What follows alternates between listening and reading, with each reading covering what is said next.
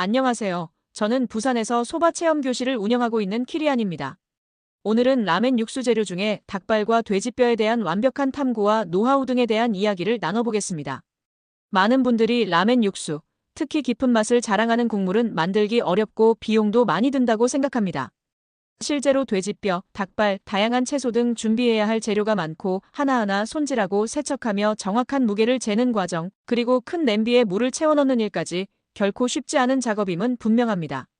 하지만 이 복잡한 과정들을 이어나가는 이유는 손님들께 제대된 음식을 제공하겠다는 의자가 깔려 있습니다. 각 재료의 특성을 이해하고 섬세하게 다루는 셰프의 지혜가 있어야 풍미 깊은 국물로 완성됩니다. 지금부터 라멘 육수의 기본부터 깊이 있는 노하우까지 함께 탐구하며 여러분이 생각하는 것보다 더 합리적이고 효율적으로 최고의 맛을 이끌어내는 방법을 소개해 드리고자 합니다. 우선 육수 재료 손질과 위생에 대한 이야기입니다. 특히 닭이나 닭발, 돼지뼈 등을 손질할 때 주의할 점들이 있습니다. 크게 두 가지 접근 방식이 있습니다. 어떤 곳은 수돗물에 깨끗이 씻은 후 바로 끓이는 곳이 있습니다. 반면 또 다른 곳은 끓는 물에 한번 살짝 데쳐내는 블렌칭 BLANCHING 또는 초벌 삶기를 거치기도 합니다. 어느 쪽이 절대적으로 맛있다고 단정하기는 어렵지만 육수의 맛을 더욱 깔끔하게 만들기 위해서는 재료의 불순물을 철저히 제거하는 것이 중요합니다. 특히 생닭이나 닭발 등을 손질할 때는 위생에 극도로 신경 써야 합니다.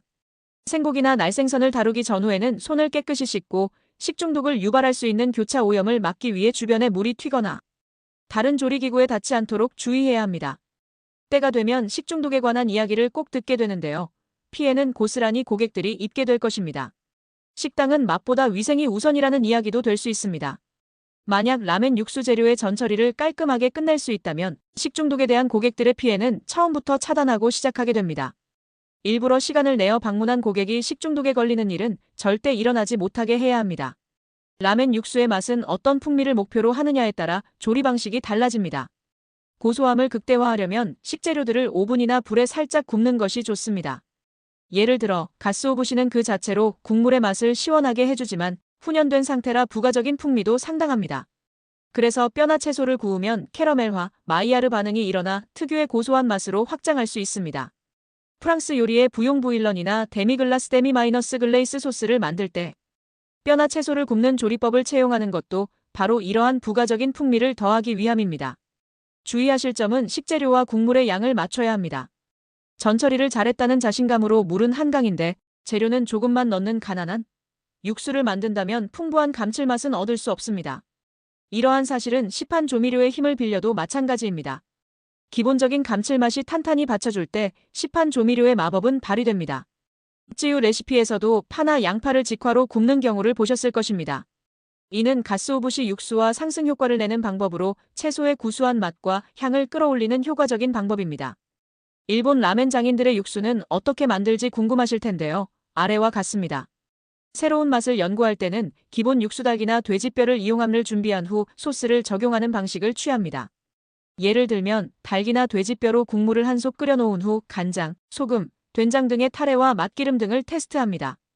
여러분도 기본적인 닭이나 돼지뼈 레시피를 유튜브에서 얻은 후 더 높은 풍미를 위해 다양한 소스들을 조합해보면 좋을 것입니다. 에피소드. 며칠 전 육수에 대한 에피소드를 잠깐 들려드리면 네이버 카페 아프니까 사장이다에 올린 멸치 내장을 떼지 않고 육수를 끓이는 글이 문제가 되었습니다. 댓글에 멸치똥을 떼지 않으면 깔끔한 맛이 나지 않는다고 생각하는 것이었습니다. 이러한 사례에서 볼 수 있는 것은 자주 끓여보는 것보다 기존의 것을 뛰어넘는 것을 만들 줄 알아야 한다는 것입니다.